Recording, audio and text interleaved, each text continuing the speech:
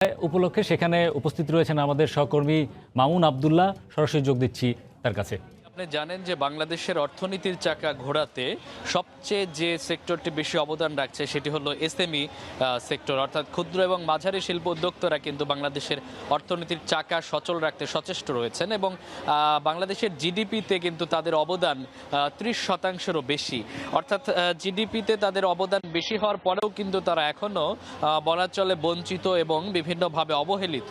আপনি জানেন যে 7ম জাতীয় এসএমই মেলা বঙ্গবন্ধু আন্তর্জাতিক সম্মেলন কেন্দ্রে 16 তারিখে শুরু হয়েছে এবং সেটি আজ অবধি চলছে। সকাল 10টা থেকে মেলা প্রাঙ্গণে আমরা আছি। সকাল 10টায় মেলাটি উন্মুক্ত করে দেওয়া হয়েছে সবার জন্য এবং আজকে আসলে সকাল থেকেই দেখা যাচ্ছে যে দর্শনার্থীরা মোটামুটি ভিড় করছেন। বিশেষ করে কাপড়ের দোকানগুলোতে দর্শনার্থীদের একটু ভিড় কিন্তু বেশি দেখা যাচ্ছে। এখানে আপনাকে একটু বলে রাখি যে 3টি তাঁবু টানানো হয়েছে, এ বি সি। এই 3টি তাঁবুতে সব ধরনের পণ্য কিন্তু এখানে আনা হয়েছে এবং 288টি উদ্যোক্তা, এসএমই উদ্যোক্তা এখানে অংশগ্রহণ করছেন এবং তার মধ্যে 67% অর্থাৎ 180টি কিন্তু নারী উদ্যোক্তা এখানে তাদের স্টল নিয়ে বসেছেন এবং বাকি 92টি কিন্তু হচ্ছে পুরুষ উদ্যোক্তারা এখানে এসেছেন। আপনি দেখতে পাচ্ছেন বিভিন্ন ধরনের দেশীয় পণ্য এবং দেশীয় পণ্যের সমাহার কিন্তু এখানে দেখা যাচ্ছে। জুট পণ্য থেকে শুরু করে বিভিন্ন ধরনের চামড়াজাত পণ্য এবং কাপড়ের বিভিন্ন ধরনের ফেব্রিক্সের পণ্য এখানে কিন্তু নারীরা তাদের ডিজাইনে নিজের মন মতো করে একদম হাতে যেটি বলা হয় বুনন, সেটি করেই তারা কিন্তু এখানে এনেছেন।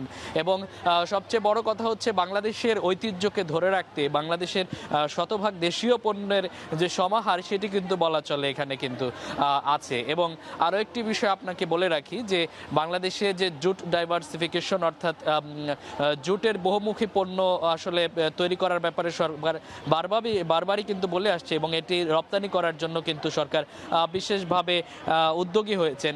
সেটির কিন্তু দেখা মিলবে এই মেলাতে এসে এবং এই মেলাতে আসলে বিভিন্ন ধরনের পণ্য, হাতের তৈরি পণ্য দেখা মিলবে। তবে আরেকটি বিষয় সবচেয়ে গুরুত্বপূর্ণ, সেটি হচ্ছে উদ্যোক্তারা বলছিলেন যে তারা আসলে বড় উদ্যোক্তা হয়ে উঠবেন কিভাবে যদি তাদেরকে ব্যাংক থেকে ঋণ দেওয়া না হয় এবং তারা বারবার কিন্তু ব্যাংক ঋণ নিতে গিয়ে কিন্তু হোঁচট খেয়েছেন।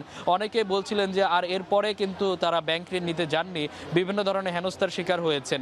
সব মিলিয়ে আসলে সরকার যদি তাদেরকে এক ডিজিটে ব্যাংক ঋণ সুদ হারে তাদেরকে ঋণ দেয় তাহলে কিন্তু এই সেক্টরটি বাংলাদেশে অপার সম্ভাবনাময় একটি সেক্টর এবং বাংলাদেশের কৃষ্টি কালচার ঐতিহ্যকে ধরে রাখার জন্য এসএমই পণ্যটি কিন্তু সবচেয়ে বেশি ভূমিকা রাখতে পারে।